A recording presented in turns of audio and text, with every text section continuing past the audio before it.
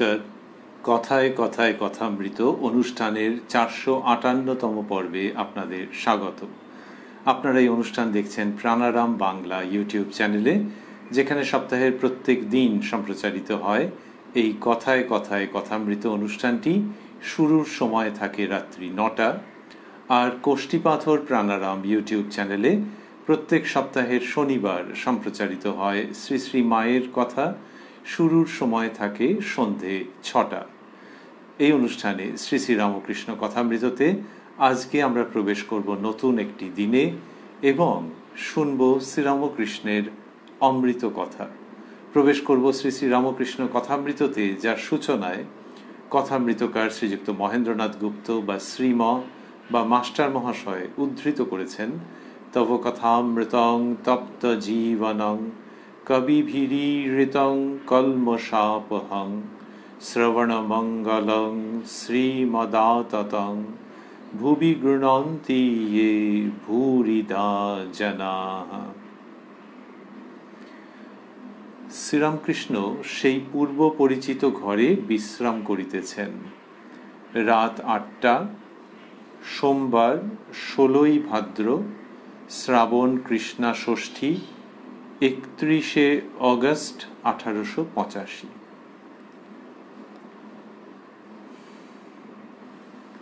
এটি লিখছেন কথামৃতকার।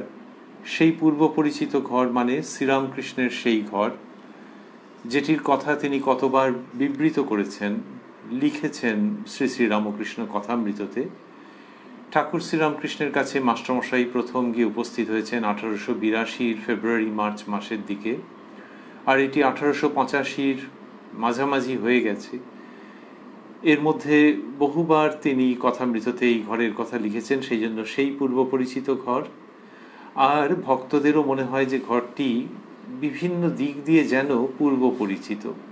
মাস্টারমশাইয়ের বর্ণনা সূত্রে তো বটেই, আবার দক্ষিণেশ্বরে ঠাকুরের ঘরে গিয়ে উপস্থিত হলে মনে হয় যে এ পূর্ব পরিচিত ঘর। আর সেই পূর্ব পরিচয়টা কোন জন্মে কি জানি। ঠাকুর যখন আবির্ভূত হয়েছিলেন তারপরে কোনো সময় নাকি, কিন্তু পূর্ব পরিচিত এটা বহু ভক্তের অনেক সময় মনে হয়।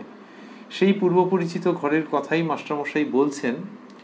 তবে এই যে সময়টির মধ্য দিয়ে আমরা যাচ্ছি, এই সময়ে কথামৃততে বিষাদের সুর বাজছে একটা, যদিও তারপরেও কথা থেকে যায়। বিষাদের সুর কারণ শ্রীরামকৃষ্ণের গলায় অসুখের সূত্রপাত হয়েছে এবং এরা ক্রমশ বুঝতে পারছেন যে বুঝিবা এই অসুখ সারবে না। আর তারপরেও কথা থেকে যায় এই জন্যে যে শ্রীরামকৃষ্ণের মধ্যে কীরকম একটা আনন্দপূর্ণ ভাব। তিনি মাঝে মাঝে শরীরের কষ্টের কথা উল্লেখ করেন বা কারো কেউ বললে শোনেন, ডাক্তার বুদ্ধি দেখানোর প্রসঙ্গ যখন হয় তার মধ্যে অংশগ্রহণ করেন, কিন্তু অন্তরের অন্তর্লীন সুগভীর আনন্দের অভিব্যক্তি দেখে এরা অবাক হয়ে যান। সেটাই ওই বিষাদের পরে এই কথা বা বিষাদের পরে এই কথামৃত। মাস্টারমশাই লিখছেন, ঠাকুর অসুস্থ, গলায় অসুখের সূত্রপাত হইয়াছে, কিন্তু নিশিদিন এক চিন্তা, কিসে ভক্তদের মঙ্গল হয়। একবার বালকের ন্যায় অসুখের জন্য কাতর, পরক্ষণেই সব ভুলিয়া গিয়া ঈশ্বরের প্রেমে মাতোয়ারা, আর ভক্তের প্রতি স্নেহ ও বাৎসল্যে উন্মত্ত প্রায়। নিশিদিন এক চিন্তা, মাস্টারমশাই লিখছেন যে কিসে ভক্তদের মঙ্গল হয়। কথামৃতের মধ্যে যখন কথামৃতকার মাস্টার মহাশয় শব্দ ব্যবহার করেছেন তখন খুব সতর্ক হয়ে শব্দ ব্যবহার করেছেন। এই যে লিখলেন নিশিদিন, তার মানে রাত দিন। এখনকার ভাষায় কায়দা করে একটু বলতে গেলে 24x7। আর সেই বাস্তবের দিকে যদি আমরা তাকাই, আমরা যদি সেইখানে মনোনিবেশ করি, অবাক হয়ে যেতে হয় যে নিশিদিন রাত দিন তিনি ভক্তদের জন্যই চিন্তা করছেন। মানুষের শরীর একটু খারাপ হলে, কোনো সামান্য জর্জারি হলে, এটা ওটা হলে কত চিন্তা তার হয়। কি করা যাবে, দেহের সঙ্গে তো এইসব চিন্তা মানুষের এসেই যায়। আর শ্রীরামকৃষ্ণের ওই রকম অসুখ নয় নয় করে বেশ কয়েকজন তো দেখেছেন। আজকের প্রসঙ্গেও হয়তো আমরা ঢুকবো, আজকেও যে আরেকজন ডাক্তারের কথা হবে। কিন্তু সেই শ্রীরামকৃষ্ণের মন ভক্তদের কিসে মঙ্গল হয় সেইখানেই রাত দিন রয়েছে, নিবিষ্ট হয়ে রয়েছে। এইটা ভাবলে অবাক হওয়ার মতো। আর মাস্টারমশাই লিখলেন, একবার বালকের ন্যায় অসুখের জন্য কাতর। এটি হচ্ছে অসুখের জন্য কাতর, আবার তাতে বালকের ন্যায়। ওই বাচ্চা ছেলে টেলে অনেক সময় হয় যে ওই দেখো খেলে বেড়াচ্ছে, গায়ে একবার হাত দিয়ে দেখো ধুম জ্বর, তাহলে জ্বরের মধ্যে খেলছে কেন, বা কি করেই বা খেলছে? এটা হচ্ছে যে ওই জ্বরটা তার গায়ে লাগছে না, যে গায়ে জ্বর আছে কিন্তু মনের দিক থেকে ভাবছে ফুটবল খেলবো ফুটবল খেলবো, ওই জন্য বেরিয়ে পড়েছে, ফুটবল খেলছে গিয়ে। এইরকম বাচ্চাদের মতো ভাব। আরেকটা আছে, সেটা হচ্ছে যে যদি জ্বর হয় তখন বয়স্ক ব্যক্তি, প্রাপ্তবয়স্ক ব্যক্তি অনেক রকম চিন্তার মধ্যে পড়েন। বর্তমানে যে অবস্থা যাচ্ছে সেটির কথা তো ছেড়েই দিলাম, সেটা হলে লোকেদের কত আশঙ্কা হয় মানুষের, যে কোনো মানুষেরই হতে পারে। কিন্তু অন্যান্য সময়ে তথাকথিত স্বাভাবিক সময়েও জ্বর হওয়া মানেই যেই রে তাহলে শুয়ে থাকতে হবে, অফিস কামাই হবে কিন্তু ছুটি তো পাওনা নেই। অথবা গৃহিণী ভাবছেন যে রান্না কে করবে, হোম সার্ভিস তারও অনেক রকমের ব্যাপার আছে, অসুবিধে হয় অনেক সময়। তাহলে বাড়ির মতো করে রান্না, তাহলে এরা খাবে কি করে, উনি অফিস যাবেন কি করে?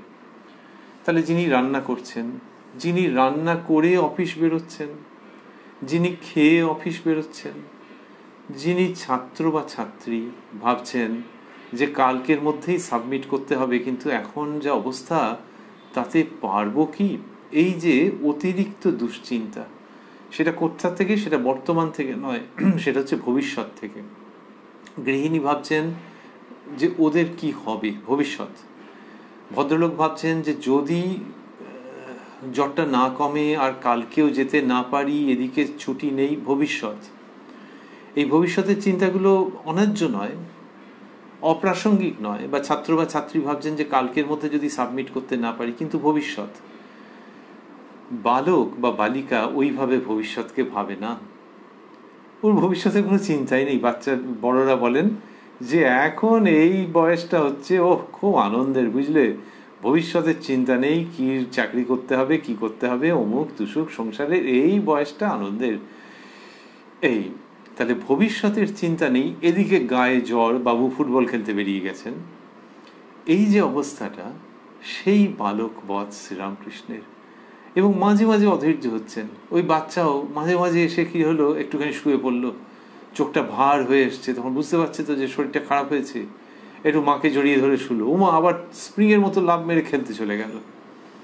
এইটা শ্রীরামকৃষ্ণের মধ্যে এই ভাবটা রয়েছে যে মাঝে মাঝে, বললেন মাস্টারমশাই, একবার বালকের ন্যায় অসুখের জন্য কাতর।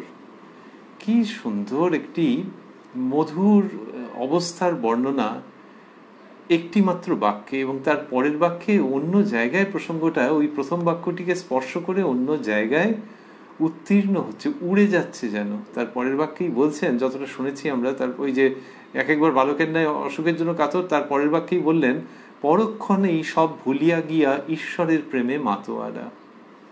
ওই হাফ প্যান্ট পরে ছুটলো, খালি গায়ে ছুটলো যে ফুটবল খেলতে যাবে, খেলাতে পাগল।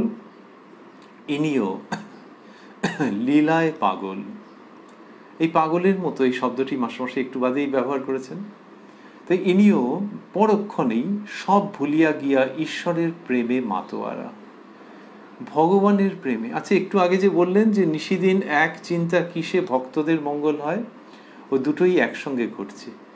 ভগবানকেও ভাবছেন শ্রীরামকৃষ্ণ, তাঁর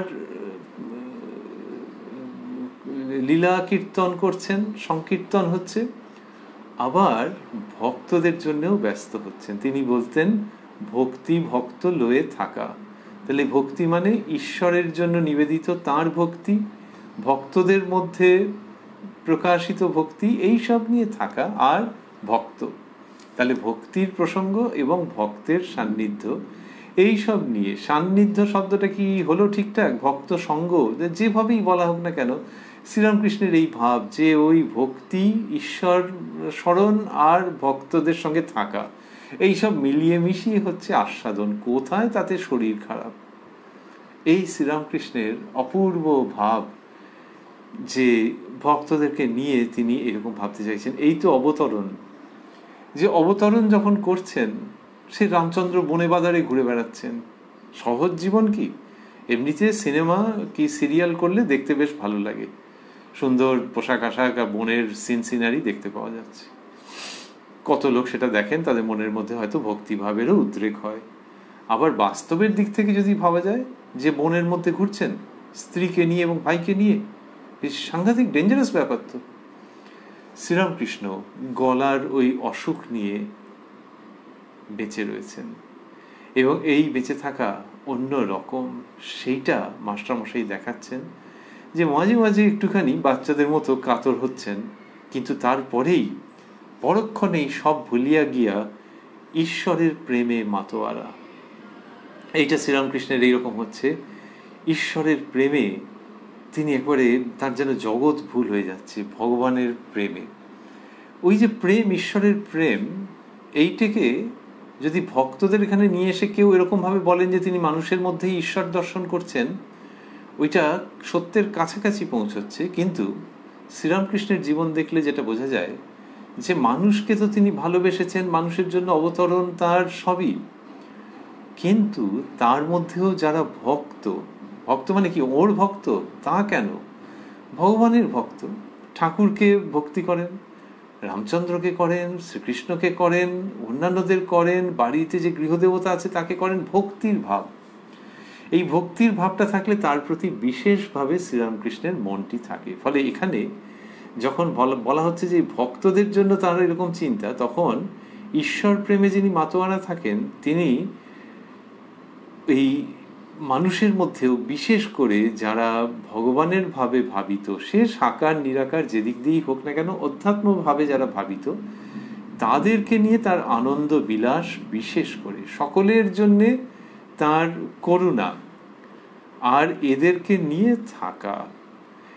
নিয়ে থাকা যে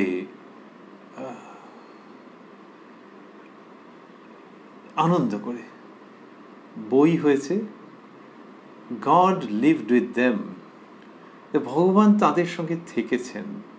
তো ওই যাদেরকে ভালোবেসেছেন খুব করে, ভক্তরূপে তাদের সঙ্গে থেকেছেন, সেই যে থাকা, তারই স্বরূপ পাচ্ছি এই সময়। আমরা রয়েছি 31শে অগস্ট 1885 প্রসঙ্গে, এবং এই যে সময়টা, এই সময়টাতে বিশেষভাবে দেখছি যে ওই ভক্তদের নিয়ে শ্রীরামকৃষ্ণের লীলা বিলাস, আর যেখানে কিনা শরীরের মধ্যে অসুখ।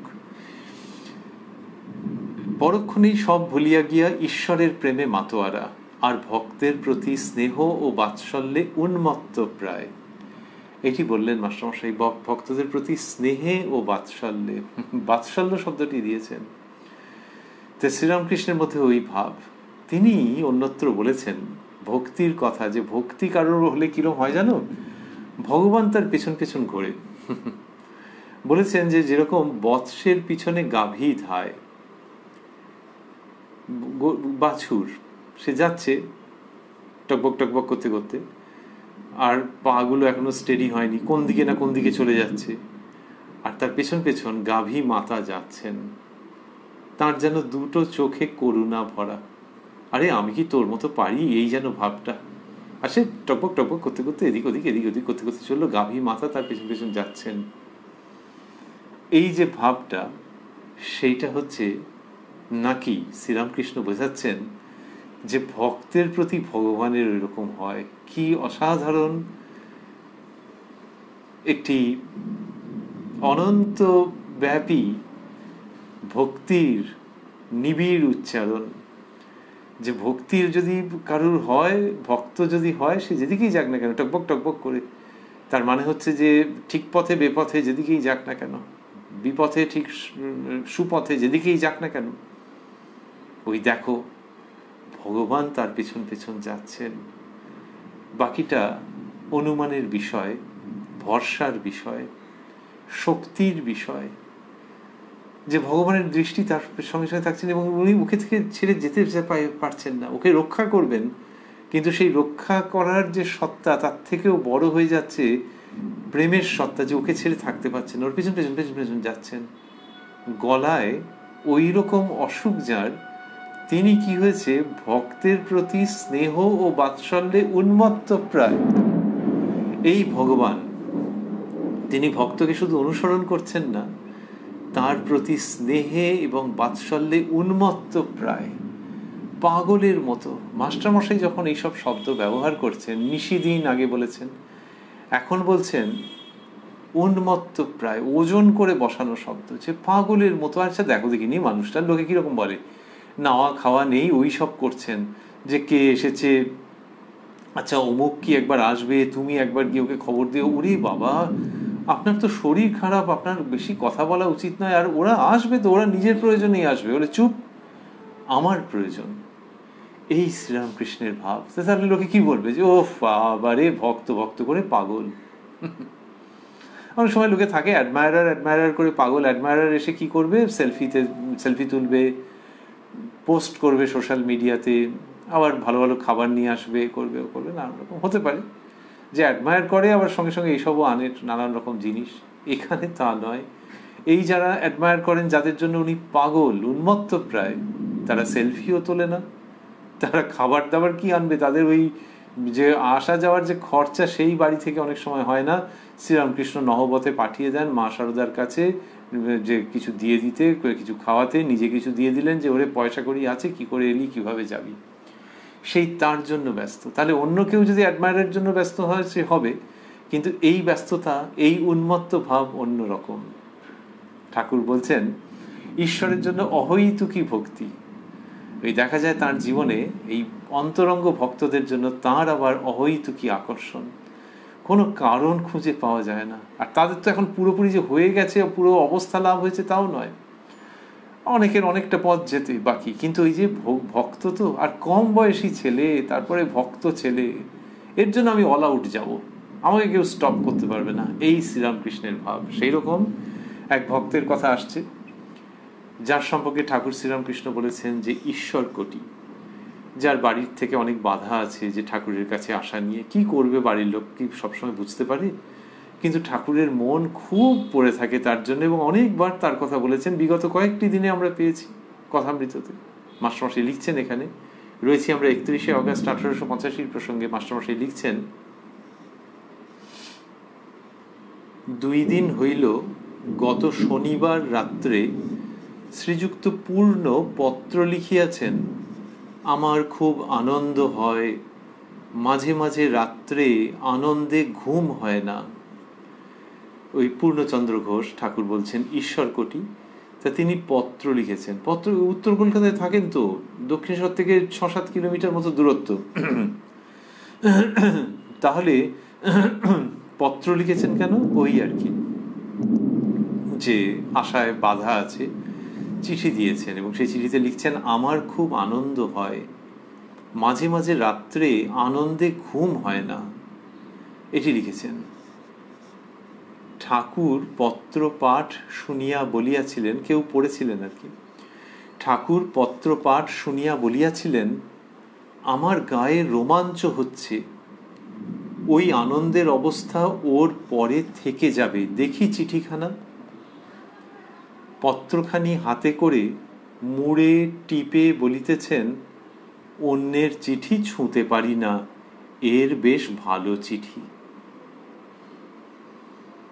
পূর্ণচন্দ্র ঠাকুরকে চিঠি দিয়েছেন, কিরকম যেন একটা প্রতীকী মনে হয়, যে ঠাকুরের কাছে যে যেতে পারছে না, সে চিঠি দিচ্ছে। তখন নাকি ডাক ব্যবস্থা খুব ভালো ছিল, সত্যি সত্যি আজ থেকে 10-20 বছর 30 বছর আগেও তো দেখা গেছে যে কত টাইমলি ডেলিভার্ড হতো চিঠি। এখন নাকি সেরকম ভাবে হয় না। আর অনেকে বলে যে হয় না মানে কি জানো, প্রয়োজনই বা কোথায়, লোকে ফোনে কথা বলে নেয়, মেসেজ করে, এইসব করে। তো সেকালে যেটা যোগাযোগের মাধ্যম ছিল, পূর্ণচন্দ্র চিঠি লিখেছেন, আর ঠাকুর সেই চিঠি পড়ে আনন্দ করছেন। একালেও মনে হয় যতই যা থাকুক, যোগাযোগের মাধ্যম তো বদলাবে, স্বাভাবিক। কিন্তু পূর্ণচন্দ্র যেরকম চিঠি দিয়েছেন সেরকম একালেও যদি ঠাকুরের কাছে কেউ মনে মনে নিবেদন করতে পারেন কিছু, তাহলে মনে হয় তিনি সব শুনে টুনে নেবেন। ওই নিবেদন, ওই কথোপকথনের চেষ্টা, ওই প্রয়াসের সাধনা, ওই ওই অগ্রগতির সাধনা কোনোটাই বৃথা যাবে না। তিনি খুব সজাগ বলে মনে হয়। ঠাকুর পত্রপাঠ শুনিয়া বলিয়াছিলেন, আমার গায়ে রোমাঞ্চ হচ্ছে। ওই আনন্দের অবস্থা ওর পরে থেকে যাবে। দেখি চিঠিখানা, রোমাঞ্চ হচ্ছে। নিজে একজন ঈশ্বরীয় ভাবে তার রোমাঞ্চ হতে পারে। ঠাকুর নিজেই বলেছেন বহুবার যে একবার হরি কি একবার রাম নাম করলে যদি রোমাঞ্চ হয়, চোখে অশ্রু আসে, তাহলে যেন আর বেশি দিন কর্ম করতে হবে না। অর্থাৎ কর্ম ত্যাগের অধিকার আসছে। সেটা তো ভক্তির একটা বিধান রূপে, ভক্তির রীতিনীতি। তার নিজের ক্ষেত্রেও হচ্ছে যে ঈশ্বরীয় নাম করতে করতে রোমাঞ্চ হচ্ছে। আর এখানে ভক্ত, কম বয়সী ছেলে, এসব 15-20 বছর মতো বয়স এদের, এই ছেলে তার ঈশ্বরীয় ভাবে রাত্রে ঘুম হয় না, সেটা শুনে ঠাকুরের রোমাঞ্চ হচ্ছে। ঠাকুর বলছেন, ভাগবত ভক্ত ভগবান তিনে এক, একে তিন। এই যে ভক্ত এবং ভগবান যে কত দূর এক হয়ে যেতে পারেন, কত দূর একাত্মতা অনুভব করতে পারেন, এক যুক্ত আত্ম, একাত্ম, কত দূর সহানুভূতি হতে পারে। সহানুভূতি মানে লোকে অনেক সময় ভাবে দয়া করার প্রসঙ্গ, সেটা তো সহানুভূতির অন্তর্গত। আর সহযুক্ত অনুভূতি, সহিতের অনুভূতি, যে আমি তার সঙ্গে রয়েছি, আমি তারই মতো হয়ে আছি। পূর্ণচন্দ্রের রাত্রে ঘুম হচ্ছে না, সেটা শুনে ঠাকুর শিউরে উঠছেন, রোমাঞ্চিত হচ্ছেন। এই সহানুভূতি, এই একত্বানুভূতি, আমার গায়ে রোমাঞ্চ হচ্ছে, ওই আনন্দের অবস্থা ওর পরে থেকে যাবে। দেখি চিঠিখানা। পত্রখানি হাতে করে মুড়ে টিপে বলিতেছেন। মুড়ছেন, আবার টিপে টিপে দেখছেন। তাহলে ওটা পড়বারও দরকার নেই, তিনি তো পড়তেই পারেন ওটা কি লিখেছে। সে একজন পড়ে দিয়েছেন, কিন্তু তারপর তিনি মুড়ছেন, টিপে টিপে দেখছেন। কেন করছেন? ওইটাতে পূর্ণচন্দ্রের স্পর্শ আছে তো, সে হাতে করে দিয়েছে। ওই ওই ওই একাত্মতা। অন্যের চিঠি ছুঁতে পারি না, এর বেশ ভালো চিঠি। এই ভালোটার মানে এই নয় যে হাতের লেখা ভালো। এই ভালোটার মানে ওইটিও শুধু নয় যে খুব ভালো কথা লেখা আছে, শুনে রোমাঞ্চ হয়েছে, সেগুলো তো বটেই, আরো কিছু, যে এর মধ্য দিয়ে পূর্ণের সেই সত্তাকে পাচ্ছি। আমাদের শাস্ত্রে স্পর্শ দোষের কথা বলা আছে, খুব প্রাসঙ্গিক প্রসঙ্গ, যে কোন কোনগুলির থেকে সতর্ক থাকতে হয়। আর স্পর্শ গুণ বলে কিছু অন্তত আমরা পাইনি। এইখানে শ্রীরামকৃষ্ণের কাছে এসে দেখছি যে স্পর্শ গুণ কাকে বলে সেটি তিনি নির্মাণ করছেন। আসলে স্পর্শ গুণ শব্দটিকে পাওয়া যায় না, কিন্তু ভক্ত সঙ্গ, মহাপুরুষ সঙ্গ, এইসব তো বলা হয়, মহাজন সঙ্গ। শ্রীরামকৃষ্ণের ক্ষেত্রে দেখা যাচ্ছে যে তিনি যেমন ওইগুলি করেছেন, যে ভালো মানুষ তার সঙ্গ, তাতে আনন্দ করেছেন, এনজয় করেছেন, তেমনি এইখানে চিঠিখানা ছুঁয়ে দেখছেন, মুড়ে দেখছেন, টিপে দেখছেন, তার মানে স্পর্শ গুণ, সেটিকে তিনি রিলিশ করছেন যে হ্যাঁ ঠিকঠাক আছে। এই যে ভক্তির অবস্থা, এ শাস্ত্রে যা লেখা আছে সেই সমস্তকে অধিগ্রহণ করে ছাপিয়ে যায়। এটা হয়তো যে একটা ক্যানেল হয়তো আছে, একটা খাল আছে, যে সেখান দিয়ে জমিতে জল আসবে, তারপর যখন জল এলে সেখানে ফসল হবে, জমি সমৃদ্ধ হবে। তারপর যখন জল আসছে, ওরে বাবা, ওই জমিতে তো বটেই, আশেপাশেও জল ভরে গেল, এত জল এসে যাচ্ছে। বন্যার কথা আমরা বলছি না, দুঃখজনক, কিন্তু এটা হচ্ছে যখন ফসলের উপযুক্ত জল নদী থেকে আসছে। যতটা এরিয়া ভেবেছিলাম, যতটা স্প্যান ভেবেছিলাম, সেইটার থেকেও বেশি জল আরো আরো জমিতে চলে এসেছে।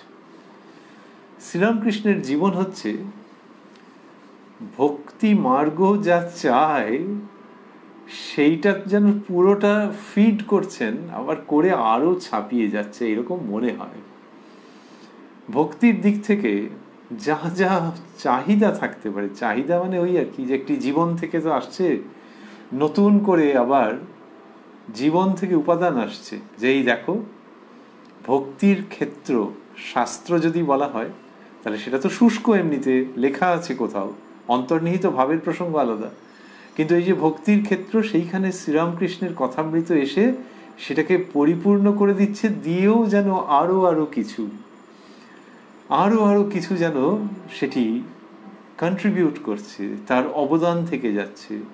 সেটি অল্পে সন্তুষ্ট থাকছে না। আমাদের শাস্ত্রে বলা হয়েছে নাল্পে সুখামস্তি, অল্পে সুখ নেই।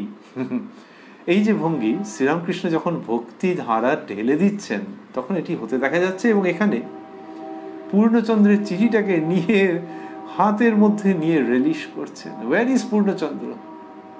Is not in at Dakshineswar. কিন্তু ওই চিঠিটাকে নিয়ে রিলিশ করছেন, মুড়ে টিপে টুপে দেখছেন আর বলছেন এর বেশ ভালো চিঠি। এই যে ব্যবহার, এটি ভক্তির দিক থেকে একটা অপূর্ব জায়গা এনে উপস্থাপন করছেন, যে ওটা কোনো না কোনোভাবে অ্যাপ্রিসিয়েট করা ওই ভক্তিকে। ধরা যাক একজন কিছু একটা রাঁধতে পারেন, দারুণ রাঁধতে পারেন, সেইটা তখন তাকে সবাই খেয়ে ধন্য ধন্য করে যে ও এইটা যা রেঁধেছো না, আগেও তোমার বাড়িতে এসেছি, এইটা দারুণ। এইবার সেই ব্যক্তি আরেক জায়গায় কোথাও বেড়াতে গেছেন, সেইখানে গিয়ে রেস্তোরাঁ বা কোথাও ওইটা রেঁধেছে, যদি ভালো হয়, খারাপ হলে তিনি বলবেন হ্যাঁ এটা হয়নি। কিন্তু যদি ভালো হয়, আর ইনি যেহেতু ভোজন রসিক, তিনি বলবেন আরে বাস এটা দারুণ করেছে, এই যে মুচমুচে ভাবটা এনেছে না, এটা আমি করি বটে কিন্তু এটাও দারুণ। এই হচ্ছে ভোজন রসিক, যে যে কোনো রকমভাবে যদি ওটা পান তখন আস্বাদনের জায়গায় যেন তার মনে হচ্ছে যে এইটা বাকি ছিল, এই আস্বাদনটা করতে হবে। এখানে বলবো না যে হ্যাঁ আমি সব কিছু করতে পারি, তো ওখানে হয়তো সত্যি মুচমুচে ভাব কম ছিল, কিন্তু শ্রীরামকৃষ্ণের ক্ষেত্রে ভক্তিভাব কম থাকে না তো তার জীবনে, তবু নতুন নতুন করে যেখানে কিনা দেখতে পাচ্ছেন কিছু, সেইটা নিয়ে কি আনন্দ করছেন। উনি ভোজন রসিক, নাইস পারসন, আর ইনি ধর্ম রসিক। এটা একটা অপূর্ব ভাব, এটি একটি অপূর্ব ভাব যে পছন্দ করেন। এখন আপনার নতুন শব্দ এসছে ফুডি, অনেক খেতে ভালোবাসেন। লোকে বলে যে বাবা খোঁজ খবর নিও, সব চেক টেক করা আছে তো, নাহলে বলো। ভোজন রসিক ভালো, কিন্তু যা তুমি ফিরিস্তি বলছো যে বিভিন্ন জায়গায় গিয়ে ওই সব নানান রকম পছন্দের খাবার খায় বন্ধুদের সঙ্গে, তো চেক ফেক করা আছে কিনা জিজ্ঞেস করে, সেই চেক করা আছে কিনা জিজ্ঞেস করতে গেলে মারতে গেল তাকে, এইসব হতে পারে। তো foodie, Sri Ramakrishna is spiritually foodie, এবং সেখানে তার কোনো সতর্কতার দরকার লাগে না, বরং তাকে দেখে অন্য মানুষে শিখতে পারে যে ধর্ম রসিক কাকে বলে। এইরকম যে ঘটনা, তারপরে আবার সে একটা বিষাদের সুর, বিষাদের সুরটা ওই যে আমরা আগে স্মরণ করছিলাম যে এই সময়টাতে বাজছে, মাঝে মাঝে বিষাদের সুর বাজছে। ওই সানাই যেমন হয় না, সেই রকম যে একটা কোথায় যেন একটা করুণ রাগিনী আছে, অথচ হয়তো উৎসব উপলক্ষে বাজছে, তার মধ্যে একটা করুণ ভাব থাকে, একটা প্যাথস থাকে। এই যে সময়ে শ্রীরামকৃষ্ণের যে জীবন, সেটি একদম ওই রকম। আর মাস্টারমশাই ঠাকুরের সহায়তা নিয়ে, আশীর্বাদ কৃপা সহায়তা ঠাকুরই যেন হাতে করে লেখাচ্ছেন। তো ওই যে শ্রীরামকৃষ্ণের জীবনের এই পর্বে যে সানাইয়ের সুর, সেটিকে অপূর্বভাবে মাস্টারমশাই ফুটিয়ে তুলেছেন কথামৃততে। এখানে এইবারে লিখছেন উনি,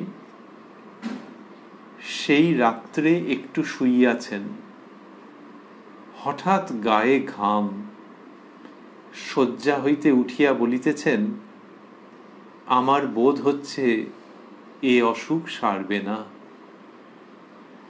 এই কথা শুনিয়া ভক্তেরা সকলেই চিন্তিত হইয়াছেন। এই মাস্টারমশাই লিখছেন, যেমন শ্রীরামকৃষ্ণের সমুচ্চ আধ্যাত্মিক কথা তিনি লেখেন, যেমন ঠাকুরের মজা করার কথাগুলো লেখেন, তেমনি এই যে অবস্থাটি হয়েছে সেটির কথাও তিনি লেখেন কত সংক্ষেপে, কিন্তু কি হৃদয়স্পর্শী ভাবে। আর এখানে হৃদয়ে স্পর্শ করে যেন নখের আঁচড় দেয়, যেটা কষ্ট আছে। যদিও শ্রীরামকৃষ্ণের শ্রীমুখ দর্শন করে লোকে সেই কষ্ট ভুলে যায়, যে ইনি তো আনন্দে রয়েছেন, ভক্তদের জন্য নিশিদিন উন্মত্ত প্রায়, তবু ওই আঁচড়টা থেকে যায়, যেটিকে অসামান্য দক্ষতায় তুলির আঁচড়ের মতো করে কলমের দ্বারা মাস্টারমশাই ফুটিয়ে তুলেছেন।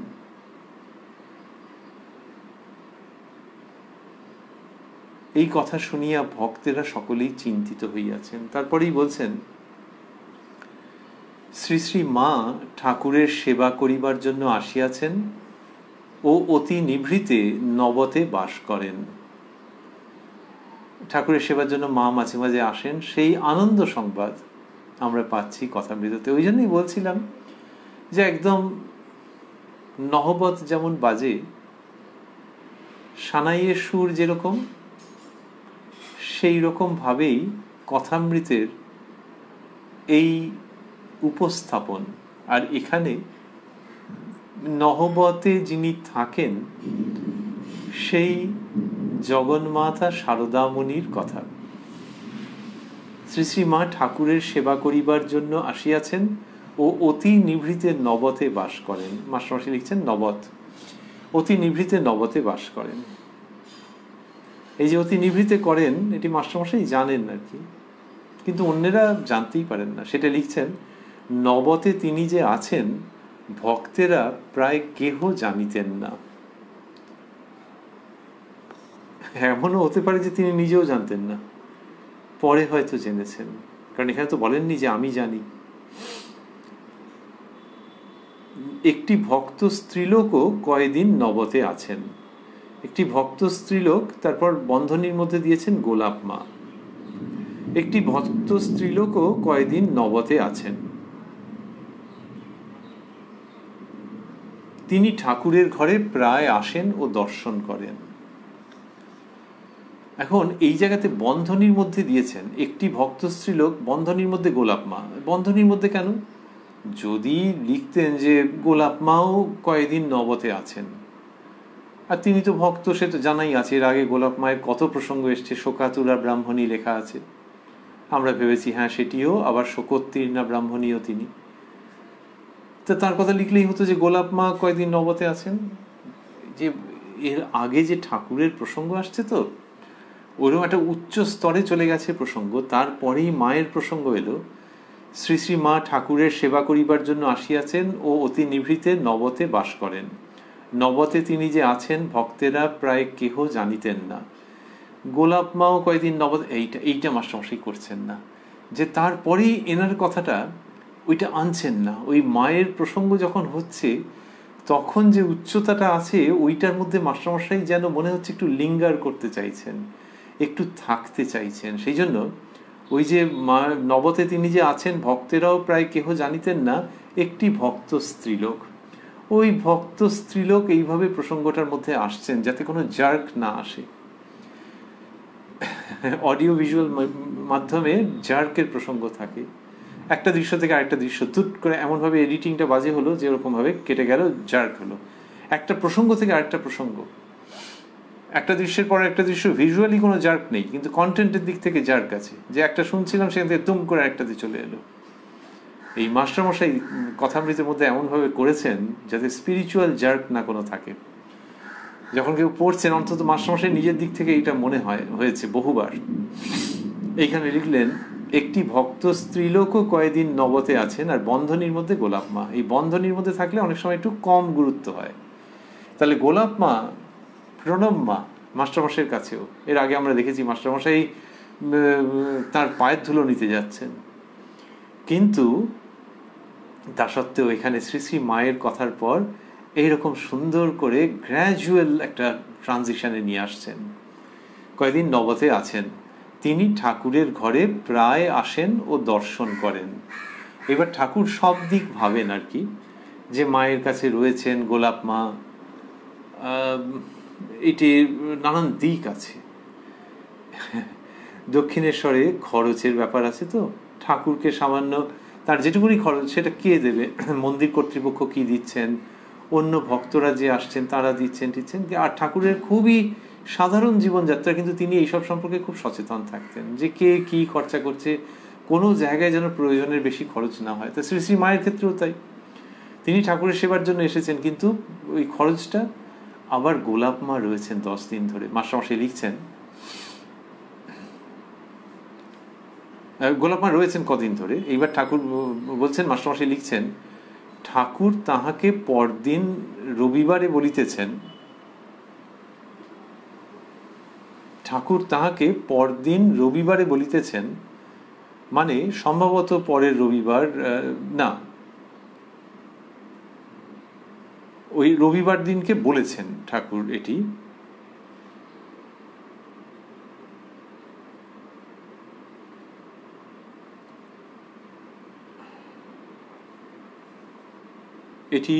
সোমবারের কথা মাস্টারমশাই বলছিলেন। এইখানে বারের প্রসঙ্গটি সম্পর্কে আমরা খুব একটা নিশ্চিত নই, আবার রাত্রেও হয়ে গেছে। তো যাই হোক, ঠাকুর তাহাকে পরদিন, এরকমভাবেই ধরছি, ঠাকুর তাহাকে পরদিন বলিতেছেন, তুমি অনেক দিন এখানে আছো, লোকে কি মনে করবে, বরং 10 দিন বাড়ি গিয়ে থাকোগে।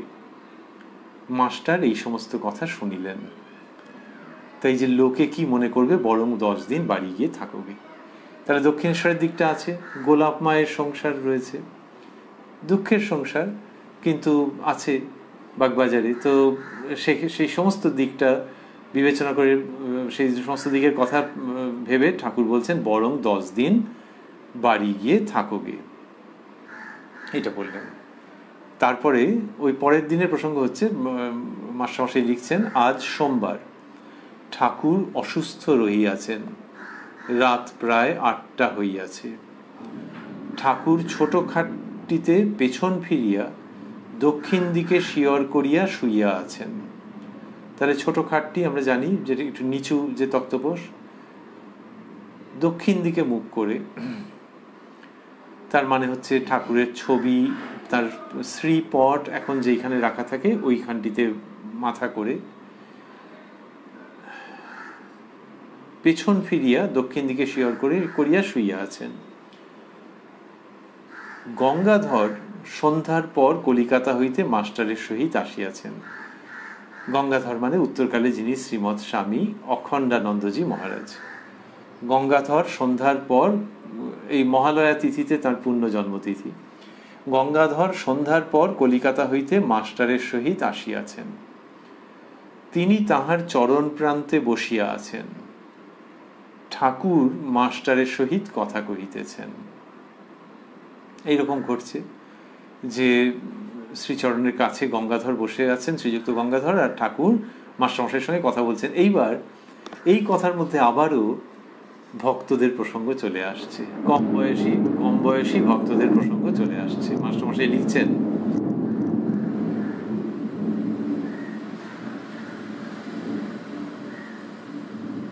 শ্রীরামকৃষ্ণ, 2টি ছেলে এসেছিল, শঙ্কর ঘোষের নাতির ছেলে, আরেকটি তাদের পাড়ার ছেলে, বেশ ছেলে 2টি।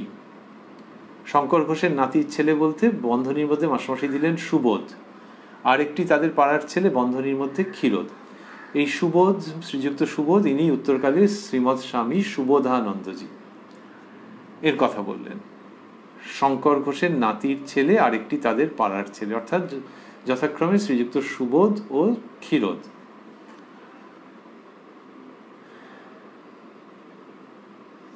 বেশ ছেলে 2টি। তাদের বললাম, আমার এখন অসুখ, তোমার কাছে গিয়ে উপদেশ নিতে, তুমি একটু যত্ন করো। এই একই চিন্তা ছেলেদের জন্যে। তা বললেন যে আমার এখন অসুখ, তোমার কাছে গিয়ে উপদেশ নিতে, তুমি একটু যত্ন করো। তাহলে মাস্টারমশাইকে তিনি চাপরাশ দিচ্ছেন যে তোমার কাছে পাঠিয়েছি। আর মাস্টারমশাই বললেন, লিখছেন মাস্টার, আজ্ঞা হ্যাঁ, আমাদের পাড়ায় তাদের বাড়ি। এর দুটো মানে, এক হচ্ছে যে হ্যাঁ ওদের সুবিধে হবে, আরেকটা হচ্ছে আপনি আমাকে বলছেন আচ্ছা ঠিক আছে আমি তো ওদের পাড়াতেই থাকি, মানে এই ফিজিক্যাল প্রক্সিমিটি আছে সেই জন্য আমি উপযুক্ত ব্যক্তি, এরকম যাতে মানে না তৈরি হয়। মাস্টারমশাই বলছেন আজ্ঞা হ্যাঁ আমাদের পাড়ায় তাদের বাড়ি। আর তাহলে দুটোর সম্ভাবনাই থেকে যাচ্ছে যে কাছাকাছি ওদের আসতে সুবিধা হবে, আরেকটা ওইটা। আর শ্রীরামকৃষ্ণ আদেশ করেছেন, বলছেন তাদের বললাম আমার এখন অসুখ, তোমার কাছে গিয়ে উপদেশ নিতে। তাহলে মাস্টারমশাইকে তিনি সেই ভরসা করছেন যে তার কাছে গিয়ে উপদেশ নেবে তারা। আর কি বললেন? বললেন তুমি একটু যত্ন করো। তা পাড়ার ছেলে তো যত্ন কি করবেন? ও খেয়ে দিয়েই আসবে হয়তো, এমন তো নয় যে 3 ঘন্টা আগে বাড়ি থেকে বেরিয়েছে, মাস্টারমশাই একটু ভাত টাত খাওয়াবেন কি মিষ্টি টিষ্টি বেশ ভালো করে খাওয়াবেন পেট ভরিয়ে। যত্ন করো পাড়ার ছেলেকে আবার কি? ওইটাই, ওই ধর্মের কথা বলো, সেটার মানেই হচ্ছে যত্ন করো। আমাদের শাস্ত্রকে বলা হয়েছে মায়ের মতো। শাস্ত্র মায়ের মতো মানুষের ইহলৌকিক পারলৌকিক সমস্ত বিধান করে থাকেন মায়ের মতো। এইখানে মাস্টারমশাইকে বলছেন তুমি একটু যত্ন করো। তার মানে এই নয় যে কিছু খাওয়াবেন টাওয়াবেন না, সেই যত্নও আছে। তিনি বলতেন যে এদের খাওয়াতে হয়, এদের খাইও তাহলে ভালো হয়। আর এখানে যখন বলছেন তোমার কাছে গিয়ে উপদেশ নিতে, তুমি একটু যত্ন করো, তার মানে ওইটা। তাহলে খাওয়ানো না ধর্ম উপদেশ দেওয়া, কোনটা বেশি যত্নের দিক থেকে? আমাদের ঐতিহ্যে বলা হচ্ছে যে 4 রকমের দান আছে, তার মধ্যে অন্নদানের প্রসঙ্গ আছে, আর সবচেয়ে ওপরে হচ্ছে ধর্মদান। তুমি যত্ন করো মানে অন্য যে দানগুলো সেগুলো ইনক্লুসিভ, কিন্তু ধর্ম দিও। ধর্ম যা মাস্টারমশাই ঠাকুরের কাছ থেকে পেয়েছেন, ওইটি মাস্টারমশাইয়ের ধর্ম হয়ে গেছে, মাস্টারমশাইয়ের প্রপার্টি হয়ে গেছে। কেমিস্ট্রিতে বলা হয় ধর্ম মানে প্রপার্টি। তো মাস্টারমশাইয়ের ধর্ম মাস্টারমশাইয়ের প্রপার্টি, সেইটাই তার স্বাভাবিক যেন হয়ে গেছে। সেই জন্য ঠাকুর এরকম বলছেন যে তুমি তোমার কাছে গিয়ে উপদেশ নিতে তুমি একটু যত্ন করো। মাস্টার আজ্ঞা হ্যাঁ আমাদের পাড়ায় তাদের বাড়ি। তারপর আবার শ্রীরামকৃষ্ণ সেদিন আবার গায়ে ঘাম দিয়ে ঘুম ভেঙে গিয়েছিল। এই অসুখটা কি হলো? মাস্টার আজ্ঞা আমরা একবার ভগবান রুদ্রকে দেখাবো ঠিক করেছি, এমডি পাশ করা, খুব ভালো ডাক্তার। এদের চিন্তা হচ্ছে তো, ফলে বদলে বদলে যে কার অসুখে কাজ হয় এরকম ভাবছেন। এমডি পাশ করা, খুব ভালো ডাক্তার। শ্রীরামকৃষ্ণ কত নেবে? মাস্টার অন্য জায়গা হলে 20-25 টাকা নিত। শ্রীরামকৃষ্ণ তবে থাক। আচ্ছা টাকাটা তো দেবেন এরা, মাস্টারমশাই আর যারা আছেন। শ্রীরামকৃষ্ণ বলছেন তবে থাক। টাকা খরচা হবে শরীরের জন্য 20-25 টাকা, তখনকার দিনে মানে তো অনেকটাই।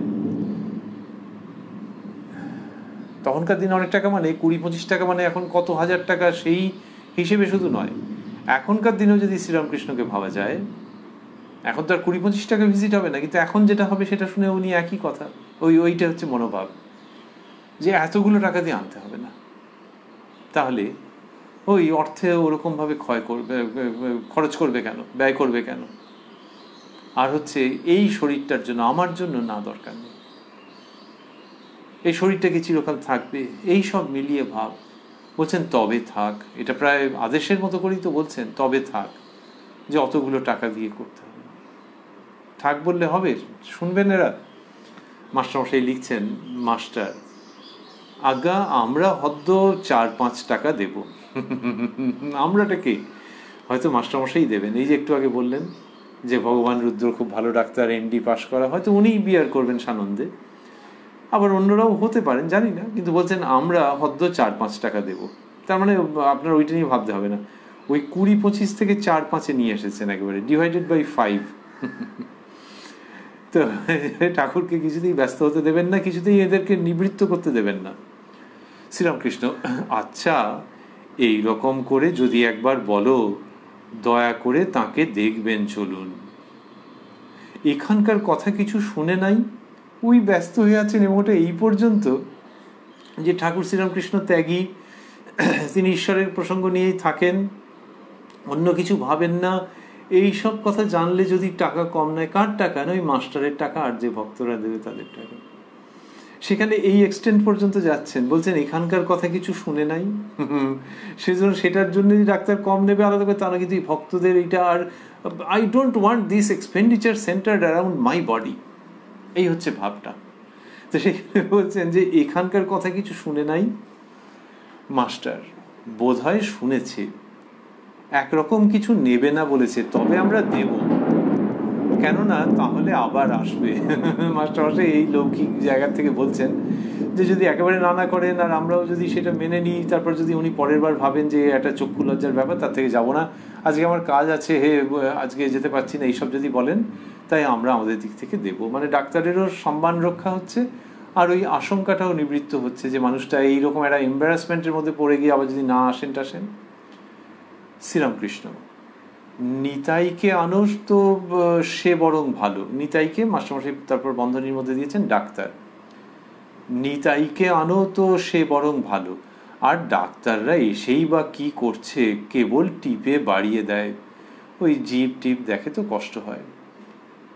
রাত 9টা, ঠাকুর একটু সুজির পায়স খাইতে বসিলেন।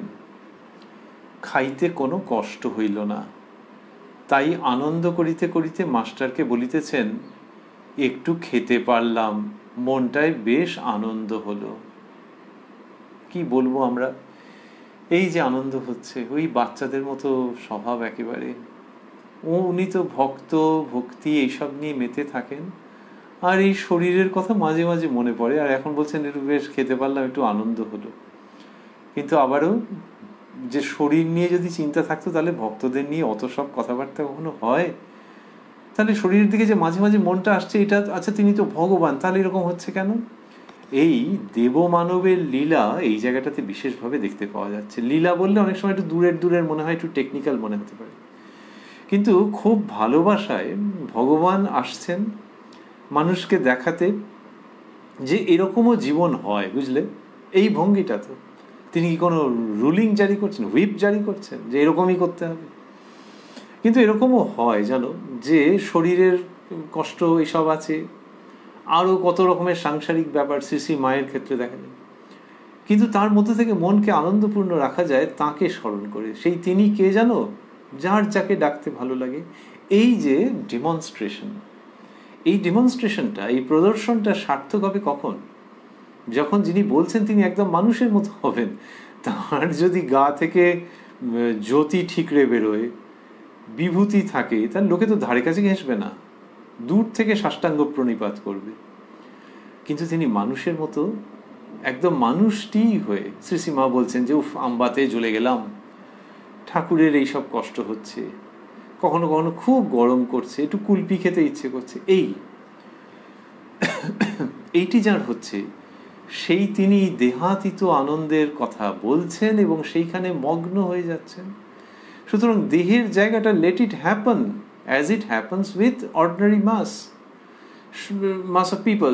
কিন্তু তারা অর্ডিনারি নয়, তারা এক্সট্রাঅর্ডিনারি, তাদের মধ্যেই অনন্ত সম্ভাবনা আছে। এমন মানব জমিন রইল পতিত, তো সেই পতিত যাতে না থাকে সেই জন্য এসে এটা করছেন। তো তাই দেহের যে ধর্ম, যেন দেহের ধর্মটা আপনা আপনি হয়ে যাচ্ছে, তারই মধ্যে অবতার বসবাস করছেন, দেহের মধ্যে বসবাস করছেন। He has occupied that body for a particular purpose.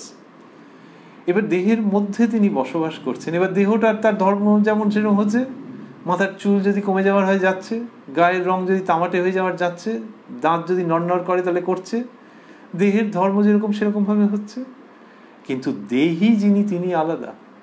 এবং এইটা অন্য মানুষকেও এই বার্তা পৌঁছে দেওয়া যে তোমার দেহ, তোমারও চুল পড়বে, দাঁত নড়নড় করবে, আরো আরো সমস্ত অসুবিধে হবে, কিন্তু মেক নো মিস্টেক, যে দেহের ওই সমস্ত হচ্ছে আজে বাজে জঘন্য ব্যাপার স্যাপার, কিন্তু দেহি যিনি, তাকে আগুনে পোড়াতে পারে না, তাকে জল ভিজিয়ে দিতে পারে না, তাকে কোনো ধারালো অস্ত্র দিয়ে তুমি স্ট্যাব করতে পারো না, তা কিচ্ছুটি তুমি করতে পারো না, অন্যেরাও পারে না। সেই তিনি তোমার ভিতরে আছেন, সেই দেহীকে ভাবো, আর তার জন্য দেহটাকে যেটুকুনি যত্ন করবার। কিন্তু প্লিজ ডোন্ট ফরগেট যে দেহ প্রাইমারি নয় নয় নয়। যিনি দেহী তিনি আসল, তিনি থাকেন, তিনি ছিলেন এবং তিনিই থেকে যাবেন। এইটা শ্রীরামকৃষ্ণের পুরো দেহ, মন, অস্তিত্ব সব কিছু দিয়ে পরিস্ফুট হচ্ছে, উচ্চারিত হচ্ছে, জল জল করছে। তাঁর আর অন্য আধ্যাত্মিক বিভা সাধারণ মানুষ দেখতে পাচ্ছে না, কিন্তু এই বাস্তব বিভা, এইটা প্রদর্শিত হচ্ছে যে দেহ নড়বড় নড়বড় করছে আর পাঁচটা মানুষের মতো, কিন্তু ভেতরে যিনি, তাকে দেখো, তাকে প্রণাম করো, তাকে ভালোবাসো এবং অন্তরে সেই সত্তার কথা ভাবো। শ্রী শ্রী মা বলছেন, সাধন করতে করতে দেখবে আমার মাঝে যিনি, তোমার মাঝেও তিনি, দুলে বাগদি ডোমের মাঝেও তিনি। তো ওই যে ভাব, শ্রীরামকৃষ্ণের ভিতরে সচ্চিদানন্দের আবির্ভাব, এবং সেই জন্য তিনি অবতার। অন্য মানুষের মধ্যে ওইটা হবে, এবারে প্রকাশের তারতম্য আছে, কিন্তু ওই পাড়ায় তো আগে চলো, ওইসব কথাবার্তা আগে হোক। তা না করে ঠোঁটে রং মেখেছ, নানান রকমের কায়দা কানুন করেছ, সেজেছ, গুজেছ, এই দেহটাকেই সব কিছু ভেবেছ। দোষ কি দেবো, এ তো জন্ম জন্মান্তর ধরে এরম হয়ে আছে। তাই চলো সেই পাড়ায় যাই, যাই চলো মন সেই নগরে, যথা দিবানিশি পূর্ণ শশী আনন্দে বিরাজ করে। তো ওই পাড়ায় যেতে হবে, ওই নগরে যেতে হবে। অবতারের অবতরণ মানে হচ্ছে সেই নগরে যাওয়ার আহ্বান। শ্রীরামকৃষ্ণের জীবনে সেটি ঘটছে। তিনি লিখছেন, বলছেন, এবং মাস্টারমশাই লিখছেন যে একটু খেতে পারলাম, মনটায় বেশ আনন্দ হলো। এই আনন্দের রেশটুকুনি নিয়ে আর সেই পরমানন্দের স্মৃতিটুকুনি নিয়ে আজকের অনুষ্ঠানের সমাপন।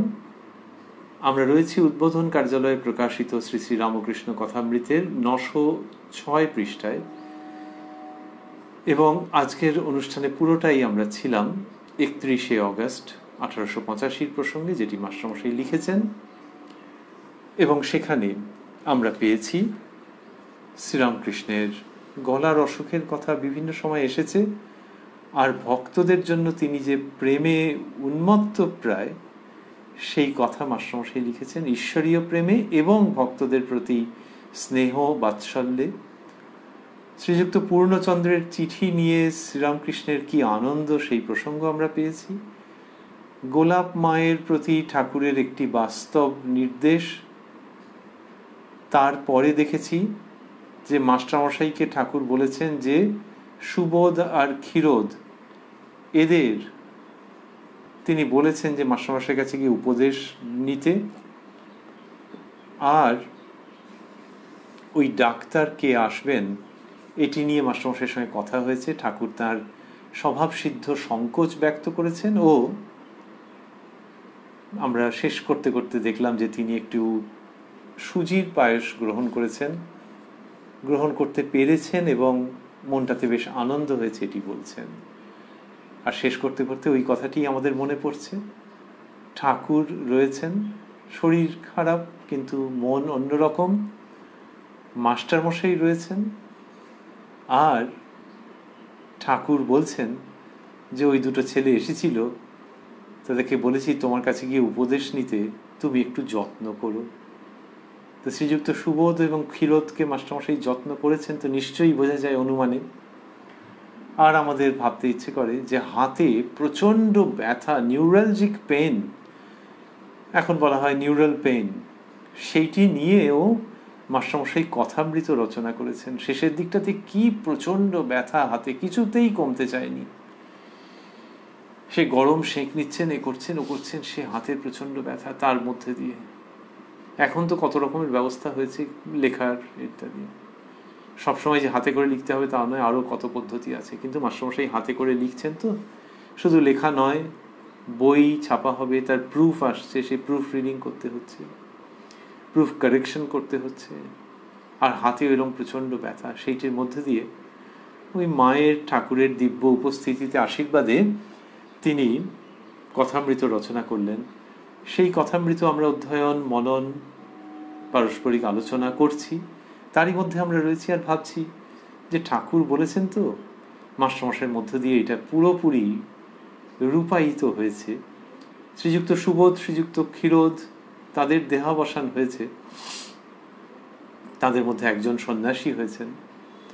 আর সেই সব সময়ের পরে আজ পর্যন্ত ওই মাস্টারমশাই, যিনি হাতের ব্যথা ট্যাথা কিচ্ছু পরোয়া না করে এই কাজটি করে গেছেন, তিনি বাস্তবিক আপনাদের আমাদের মতো মানুষকেও এখনকার দিনেও খুব খুব করে যত্ন করে চলেছেন, তাতে কোনো সন্দেহ নেই।